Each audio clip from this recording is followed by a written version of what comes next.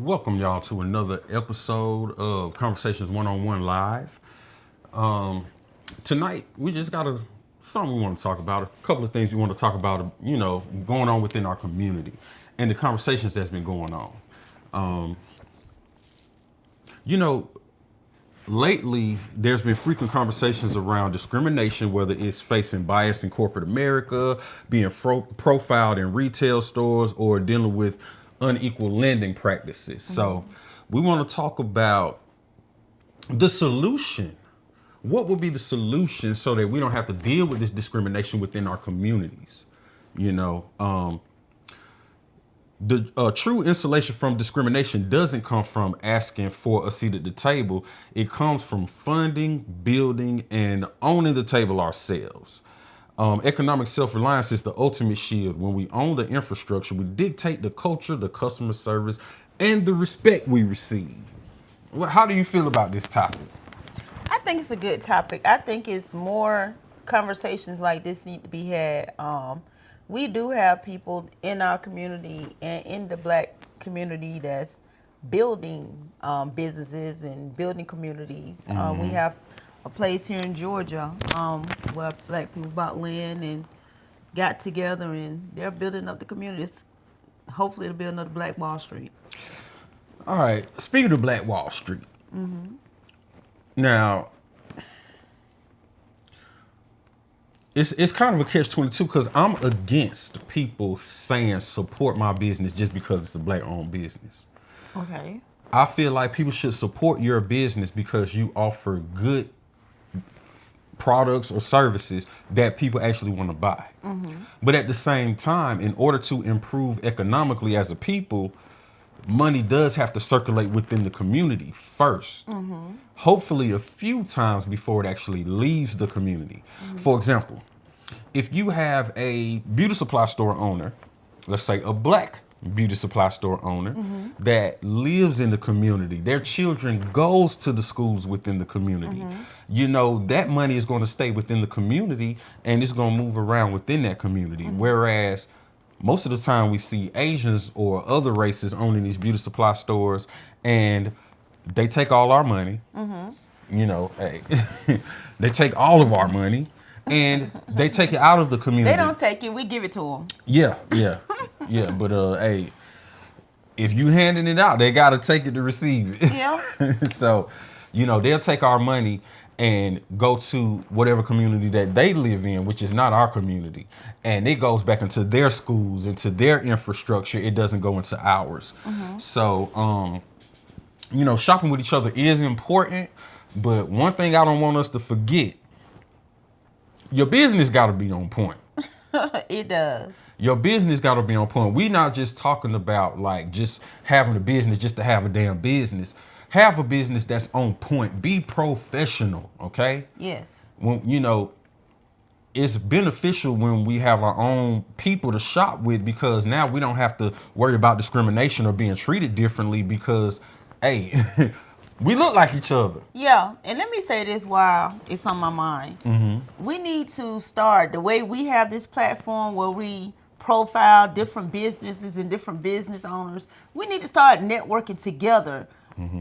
Putting each other up on, certain platforms so people can see the different businesses and business opportunity because that's how you network online. Yeah. You not only have to network in person, you have to network digitally. So just supporting each other through these platforms and visiting each other's platforms and shouting each other out, it doesn't hurt, Definitely. Now, what a lot of people don't know is that business equity has been the second largest contributor to Black wealth increases over the last 3 decades. Let me say that again. Business equity has been the second largest contributor to Black wealth increases over the last 3 decades. Now, and that's great. That's excellent. But I always say we need to start owning businesses that matter. Like that's that we can't do without. Yeah, you said like water, electricity, oil, gas. We gotta get into those industries because if we have our own communities and we're trying to build from within those communities, it's not 100% ours if we still have to go outside of the community to get certain things that we absolutely need. Yes. You know, I feel like it needs to be done 100%. We can't half step. We can't just have a community where we got barbershops, beauty supply stores, restaurants, things like that. No, we got to broaden our horizons and open up some of this other shit we need too now. Yeah. We need water all the time. We need electricity all the time. We need transportation all the time. You know, you had some cities that had black-owned bus companies. You know, hey, where's that at? Now, there are some charter buses that are owned by black people. I've seen them myself on the interstate. But we need more. We need more. We need more options. You know, we don't want to shop with black businesses and we have to go to this black telecommunications company because this the only one that exists. We got to go to Whoop De Whoop Mobile. Yes. You know what I'm saying? Because that's the only black telecommunications company that's out there.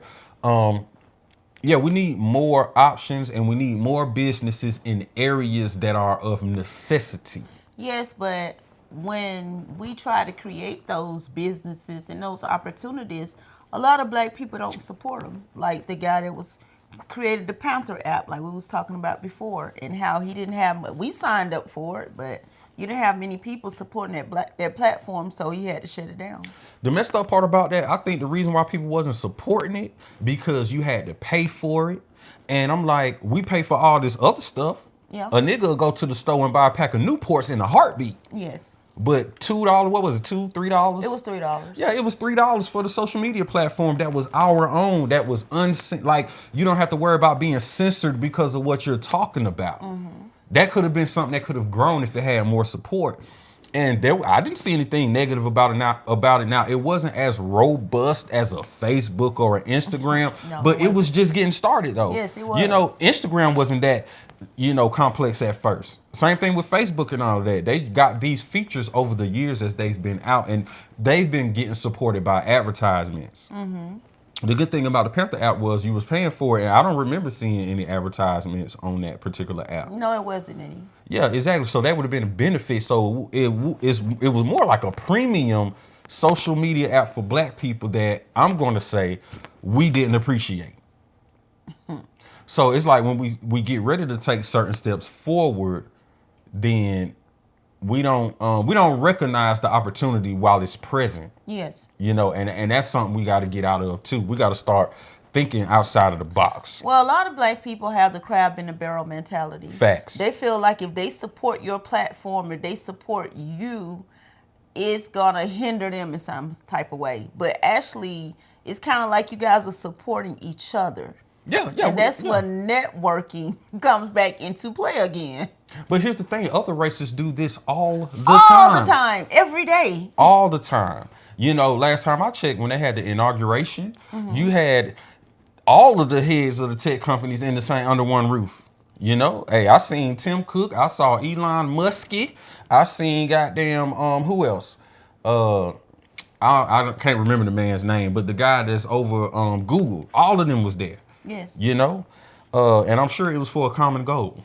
Well, when you look at other platforms on YouTube, you'll see other people collaborating. You'll see a lot of white people going on black platforms. Even on our platform, you see that. And you'll see a lot of white people visiting other white platforms, but it's kind of like pulling teeth just to get people to just come on and network and promote their stuff. Like, we have a small business. Our business is digital. But some of these people have actual physical brick and mortar businesses, and we're just trying to get them to come on and, just shout out their own businesses. Yeah, we like to get the word out. If you have a business, you're an entrepreneur, even if you're just trying to get something off the ground, we like to have conversations with you all and bring you onto the platform so other people can see it. And hey, we ain't even charging them. We just having a conversation. Hey, you have the floor to get the information out there on your own. And hey, you can talk to the people. You can talk to our people. Bring your people on. Tell them where the conversation is and have them check it out as well. And we need more of that. Some people feel like they so high and mighty.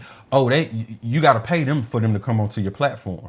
And I understand, you may have a brand, you may have a business, but charge everybody else. Don't charge your people. You know what I'm saying? Not all the time, but hey, that's something else. But yeah. As of 2023, black-owned employer businesses surpassed 200,000, generating a massive $249 billion in revenue and supplying over 1.8 million jobs. That's good. Hey, we can have even more. We could have even more. We could have a lot more. Hey, what if we had a black Amazon? What if we had a black Google? What if we had black-owned counterparts to a lot of these things? What if the majority of sport teams, which the majority of the players are black people, what if they were owned by black people? Yeah. It would just make sense, right? Why don't all the black athletes that's on white-owned teams leave that motherfucker and start black-owned teams? I think they're afraid. Hell yeah, they afraid. They're afraid.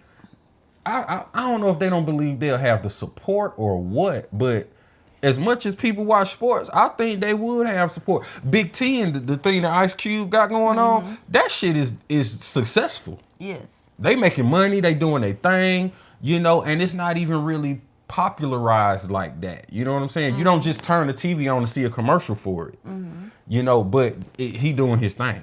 Yes. And I don't see how especially in sports like basketball, football, where you have some of the best players that are black people, why don't y'all just leave, start a black-owned team, something like that. Like, take control of your shit. That's what I'm talking about. Us taking control of our stuff, our communities, our business, where our dollars go. Because the thing is, we're going into these stores and these other businesses by these other people and, other races specifically, and we're being treated poorly. But a lot of these places, we don't have black options to go to. No, we don't. And a lot of the thing, they had a commercial out that I've seen. It was back in the 1960s. They were saying how to make a black person feel special when they come into your store, and they only want the name brand items. Oh yeah. You know what I'm saying? Yeah, and it's like we don't think our ice water is colder than the white man's ice water, so we choose to take his ice or drink his ice water because his ice is colder than our ice, and all the ice is the same temperature. Exactly. I mean, exactly. And first of all, we have to get out of this mentality that our clothes or how much our clothes cost make us. So what? You have a Louis bag. Who cares? That just means you just paid Louis Vuitton all this money for his bag, and he got that in a bank account somewhere, kicking it and chilling. We got to get out of that, but at the same time too, we have to present. We have to increase our value as individuals. That's what I'm trying to get at. Increasing our value as individuals. Because once you increase your value as an individual, then we can collectively increase our value as a people. How do you increase your value as an individual for the ones that don't know? Personal development. Develop yourself personally. If there's something that you're skilled at, you can turn it into a business. I tell people all the time, I don't care what you like to do, what your skill is. You could do it professionally. I don't care if you a damn stamp collector. Collect stamps professionally and trade and make your money, get the rare stamps, do your thing. Open up a stamp shop online. Have some of the rarest stamps in the world. It can be done. I don't care if you a tap dancer. We don't see many tap dancers nowadays. No, Speaking of tap dancers, I remember tap dancers back in the day, Gregory Hines, Sammy Davis Jr. It was an art. It was an art, but we don't see too many of that. But I got a little bit off track there. Let's keep it going. So when you have ownership that's by us, then you actively fight employment discrimination. When we own the enterprises, we control the hiring, we remove the bias from the interview room. That's something we deal with when we go into a lot of these jobs where we getting hired by other people. They could choose to hire Bill instead of Jerome. You know what I'm saying? But when we own the enterprise or the corporation or whatnot, we can hire our people. Malcolm X was giving a speech one time, and this can be found on YouTube or whatnot. And he said, don't get mad at the white man for providing jobs for his people. You need to get out here and provide jobs for your own people. And I agree with that wholeheartedly. You begging another race of people for something that you can be creating for yourself. And I know that, throughout history, it's been made hard for us. This is what I say to do. Look at what other people have been doing to get into position and take notes. This conversation reminds me of FUBU. For us, by us. But hey, that was the idea. Yes. That was the whole idea. Yes. People don't have that mentality anymore. No, they don't. They don't. But like I said, look at what other races of people have done to get into position and take notes. Mm-hmm. A lot of them have done whatever they needed to do to get into position. And I mean any means necessary. Literally any means necessary. We need to adopt that same mentality. For real. Moving on here. So higher rates of black business ownership in the metro area actually correlate with longer life expectancies and better overall well-being for black residents. Economic health is physical health. So when there's more black businesses, more entrepreneurs, the life expectancy actually increases. Is it because people are more happy? Is it because they have the money within the community to get the right health care that they need or whatnot? It's a better quality of life. Better quality of life. Yes. Better quality of life, because you don't have to worry about being discriminated against. And hey, you shopping with your own people, politicking with your own people. Mm-hmm. It's a better experience overall. We also have to keep in mind group economics, or the circular economy, where resources remain and circulate within the community before leaving. I mentioned a little bit about that earlier, and that's very important. You want the money circulating. Mm-hmm. You get some, they get some, they get some. It goes into the school. It goes into the infrastructure of the community. That's what we need. The way it is now in most black communities, soon as we get paid from work, we're shopping somewhere or giving money to a business that takes the money right out of the community. Soon as we spend it there, let's say you go to the beauty supply store. Let's say you get hungry and go to Popeyes. Soon as you spend that money there, the money goes to Popeyes, and from Popeyes, it goes straight out of your community. And Popeyes is not owned by black people. Even though they have a black woman on the commercials, it's not owned by black people. Even though they got black people singing the jingle. Love that chicken from Popeyes. It is not owned by black people. But that's the thing that's very important that we don't think about. As soon as you spend your money at these businesses, the next step, the very next step, is out of the community. And with things happening like that, it doesn't give your community the chance to grow economically. Yes. Y'all may still be having babies. People may still be moving there because the what they call it, the cost of living is lower or more affordable. But economically, you're stagnant and may even be going backward. Yes. What he's talking about is the way the dollar circulates in the community. All you have to do, if you're interested in this topic, Google it. Google how far the black dollar circulates, and you'll see the statistics that we're talking about for yourself. And Dr. Claude Anderson has a lot of information about economics in the black community. Just look up Dr. Claude Anderson, and hey, he'll pretty much tell you everything you need to know. So keep that in mind. Now, O.W. Gurley built the Greenwood district in Tulsa, which we know is Black Wall Street. And Magdalena Walker was the first black woman to charter a bank in the U.S. And you mentioned on a previous video how Dr. Martin Luther King Jr.'s daughter started the bank. Yes, Bernice. We need more of that. I just named 2 people, and there's been a few other black banks, so I'm not just saying that there was no others. But look at all the other options for banks that we have by other races compared to the options of black banks that we have. It's disproportionate. Like I said earlier, we need more options. Can I ask you a question? Sure. What do you think black people are afraid of as far as just breaking free of this system that continues to hold us down and suppress us and suppress our greatness, suppress us becoming greater than all expectations.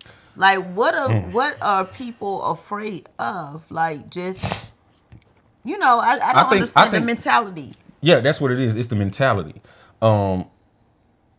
Being afraid is part of it. I don't know if it's because, really, what a lot of people don't know is behavior can be hereditary.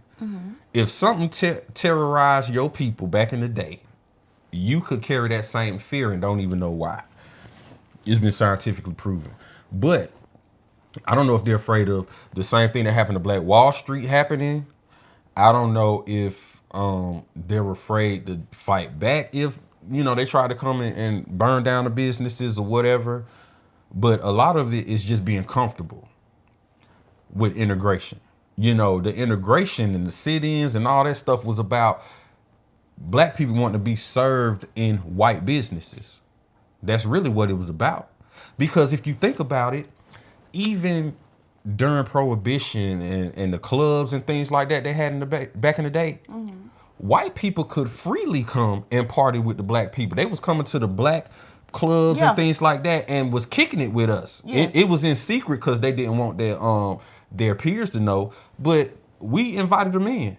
But we still do that today. Exactly, but we couldn't dare go to a white club unless we were performing.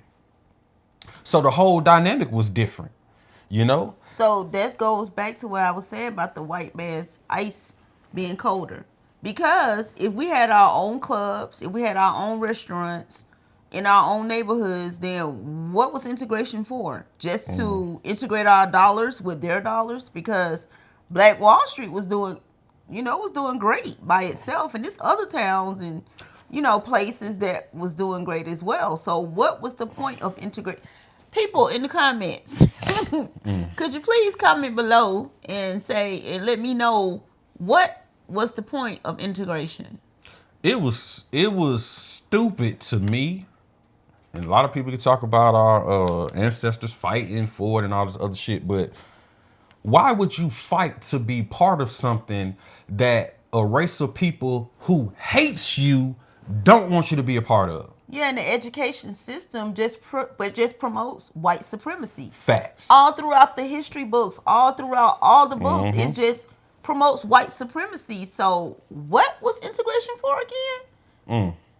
I'm this is a genuine question that I'm asking right now.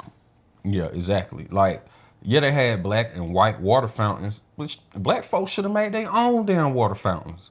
That's my whole thing. I feel like we rely too much on other people for the things that we want, period. Not even just in our communities. The things that we want, period. We rely too much on other races of people. And I think we were more independent earlier in history than we've ever been now. And people can say, oh, we done moved this far and that far. How? Because we don't have to worry about getting lynched or something like. We still got to worry about that. Yeah. Just last week, like 5 people were lynched. And that's what I was asking our guest, Mr. Williams, Eugene Williams, on our previous show. Why hasn't there been an anti-lynching law in all of these years? If they truly care about Black people. Yeah, I don't see what's going on with integration either. Like I said, you want to sit in a restaurant at the table. These people, that they don't want to serve you. You know this. You getting all type of shit poured on your head and spit at and yelled and cursed at, receiving all this negative energy because you want to be included in some shit that somebody else established. I don't give a fuck what nobody say. I would never do no dumbass shit like that. Period. Anyway. So today's Black Wall Street isn't limited to physical brick and mortar stores. It's built online. It's in e-commerce, digital storefronts, independent podcasts, and media networks. Mastering digital algorithms, SEO, and online retail is how we build self-sustaining ecosystems today. I'm glad that the people who left record labels, who left network television and started their own channels on YouTube. Hey, that was a smart move. Anybody I see a lot of cats on there that, artists, former news anchors, things like that, starting their own thing on YouTube. That's so dope. Yes. Where's the black YouTube though? Where's the black YouTube? But hey, doing your own thing though, however you got to do it, maybe that's just the start. Hey, you starting on YouTube, and we'll later on get a black platform that's similar to YouTube. You know, hey, but at least you starting somewhere. Shout out to those that's doing their thing on social media, on their own independently, making that money. Do your thing. Kudos to you. And hey, we need more that's doing that. Now, we hold trillions in buying power, but often spend it in places where we aren't valued. By building our own retail and service ecosystems, we can create environments where our dollars are respected. Now, it's not just about building about today's profit margins. It's about what we leave behind for our sons and our daughters, for our families in general. Legacy, y'all. Legacy, legacy, legacy. We always living for today. What we got going on today, what we're gonna do tomorrow. You know, we about to hit the club tonight. But what about 100 years from now? What are you leaving that's gonna still be here 100 years from now? And we talk about legacy in a previous video with Silly Me. Yeah, y'all can Check it definitely out. check that out. But legacy is definitely important. I want to challenge the audience, or you know, whoever watches this video. Can y'all commit 10 or 20% of your current budget to a black-owned business, or to just black-owned businesses, period? Let's all give that a try. Us include, us included, because we all together, like, we're on here talking, but we're not talking at y'all. We talking with y'all. We want to have a conversation. You know, let's get into this, because this is something that's been affecting black communities for centuries. This nothing that we just started talking about that just came up yesterday or last week or within the past few years. We're talking about decades and centuries and generations. Yeah, we still hadn't overcome. Hell no. If y'all think we overcome, then the oppressor has done an excellent job in making your ass think that. All right. So go ahead. I'm sorry. And just to go back to where I was just saying, the way you know we hadn't overcome, because you still have people that's trying to get loans on their homes. And they actually have to have their white friends stay in their home to get the appraisals to appraise their home at the value that it actually is. Because if they're in the home, the black family, or their black pictures on the wall, the appraiser is gonna lowball them. So that's how you know that we haven't overcome yet. Well, like I said, just the fact that we don't own anything of importance. And like I said, I'm talking about the gas companies, the oil companies, cell phone companies, manufacturers. I don't know. I can't name a black shoe manufacturing company. I can't name one. I can't think of his name, but the basketball player, his dad, LeVar Ball, had created a shoe company. I don't know what happened to it. I think something happened as far as I don't know what happened to that shoe company. If anybody know, please put in the comments, because he actually created his own tennis shoe company. They were selling. And that's what's up. And see, get this. And when I say that, I don't mean that they don't exist. I'm just saying that I don't know of one. Yeah. Because there's not enough of them. Y'all wearing Jordans, but Jordan, look, it's not black people manufacturing them shoes. Nike makes those shoes. Nike is still making money off those shoes. So, hey, get it right. Let's get it right.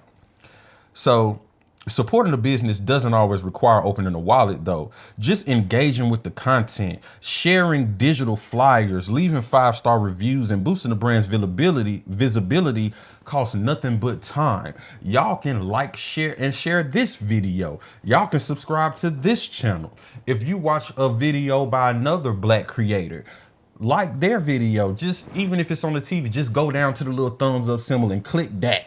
Give them a thumbs up, give them a like, and it'll help other people to see that content and, you know, build them up. It's just little stuff that we could do to help out each other that we too lazy to do or just are not motivated enough to do. I don't know what's going on, but the mentality of all of us needs to change. All of us.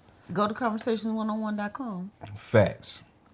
So if we have any entrepreneurs in the audience or anyone who's watching this video, hey, find partners. Work with people. Y'all can work with us if y'all want to. Y'all want to come on here and have a conversation? Let's do it. I'm with it. Yes. Group economics starts at the micro level when two creatives or business minds decide to pool their resources and build together instead of competing. You know, hey, let's come together and let's build. Let's change the narrative. Let's improve our situation. You know, people gonna hate you all your life. It's gonna be some black people that's gonna hate you, as well as other people that's prejudiced and that's gonna discriminate against you. But the thing is, economically, we need to grow, because economically right now, the only thing we're doing is spending money and making other people rich. That's what we're doing. But if this is something that you don't agree with, please put in the comments why you don't agree with what we're saying. If you don't feel like black people, if you already feel like we're economically stable and we're good and nothing needs to change, also put that in the comments. We love to go back and forth and talk to you about it. And we're gonna have a quick intermission here just to run a promo. You might see something on here you like. Go ahead and cop it. Conversationsone-on-one.com.